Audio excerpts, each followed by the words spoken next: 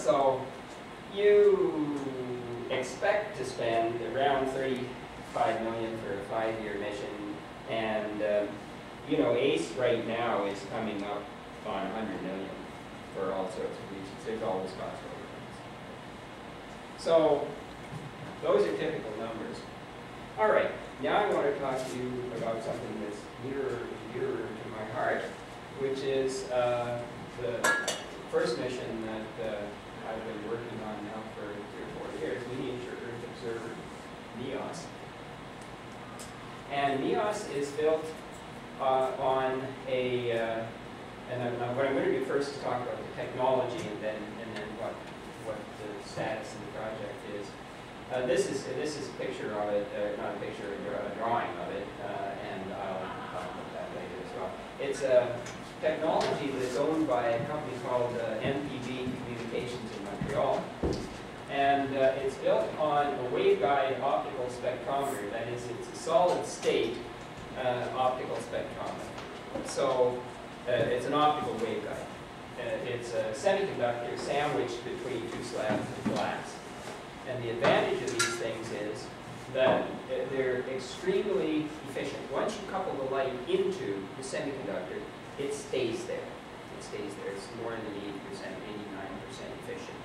And so the light can, and so what you do, you couple the light into the waveguide. There is a holographic grating etched on one end of it, and an array detector at the right angle. And so you have a spectrometer, and a very efficient spectrometer. The other thing is, it's not very big. That's a $2 coin here. And this is the heart of the NEOS spectrometer. And so that is a dispersive spectrometer. It's a little guide size for a package of cigarettes. And however, it's low resolution. And so you need to, if you are going to, if anybody has ever seen an atmospheric spectrum like you have, you will know it's just a forest of absorption lines. And so you need to improve the resolution, and we do that using Fabry-Perot interferometer. And so what you do is you put a Fabry-Perot interferometer in front of this thing so that you only transmit the transmission lines of the interferometer, and you block out all the other lines. And you're arranged so that the transmission lines of the interferometer fall in the pixels of the array detector, and then you scan them across the pixels in order to get the spectral resolution. So that, in a nutshell, is how the spectrometer works. This is just another picture of it.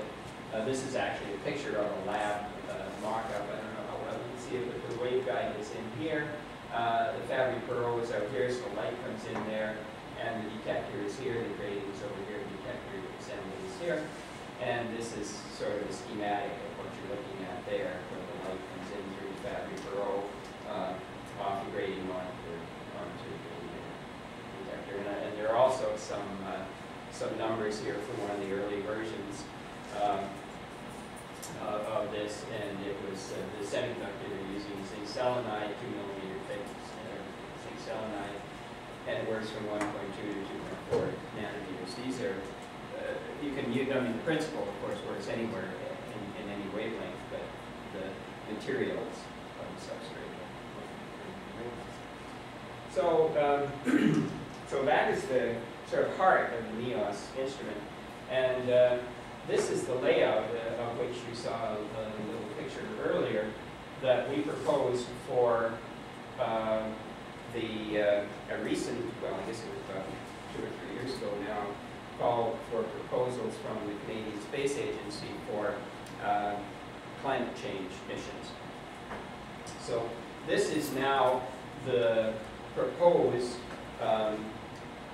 instrument suite that would be launched. And it has actually 3 of these NEOS spectrometers. One of them, well, it is simply to just cover different wavelength ranges. There are 2 of them in the near infrared, 2.2 to 2.4 nanometers, sorry, 2 microns, 1.5 to 1.7 microns in here. Then there's one in the UV visible, which these have Fabry-Perot interferometers. This one doesn't because you don't need the higher resolution. That goes from 300, actually from 250 to 500 nanometers.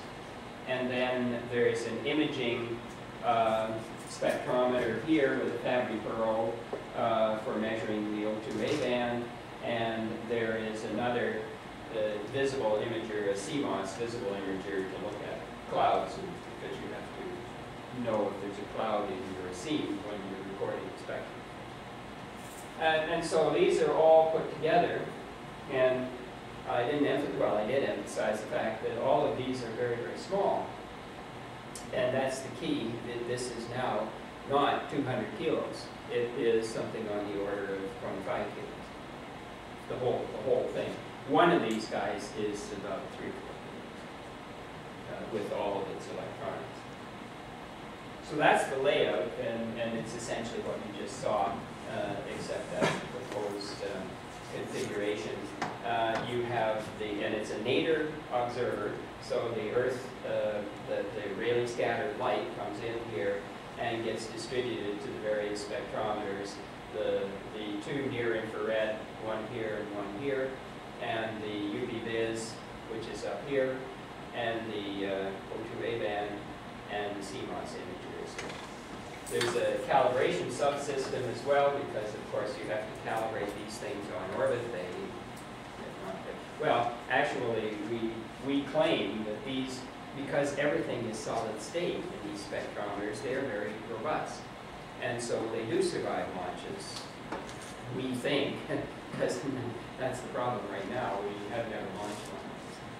And in order to convince people that should be allowed to launch it, we will have, I'm hoping by the mid-summer suborbital program where we will put in an aircraft and balloons and things and drop them from a great height, whatever. But anyway, they are all solid state, and it's not hard to convince yourself. They're quite robust. So that's the instrument assembly. And this is the accommodation in a Falcon 1. Yeah, who was I talking to about that? We talked to SpaceX about the cost of a launch for a Falcon 1, and that's the payload volume. So there's plenty of room for, packing a suitcase and putting it in there as well. The whole MEOS instrument that I showed you will fit in what's going like that. Those are the parameters going 20 kilos. 12 watts, peak power is 26 watts, and downlink at 2 megabits per second. And so it's really this is a very, this is unique in terms of micro-linearization of transmission. This image, does that include like the solar panels and stuff like that? No, that's just MEOS instrument. And of course the microsat specifications are written in terms of the payload, the instrument itself. Okay. So that means that we have another 30 kilos, but there's up to 50 kilos payload allowed.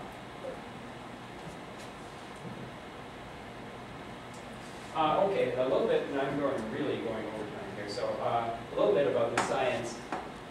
Which is actually my job.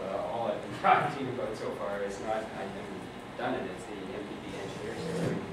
But anyway, the purpose of this proposal and this application of this instrument is to look at climate-related interactions between the atmosphere and the biosphere. The question that we are asking is, climate change is due to anthropogenic emissions of CO2, and everybody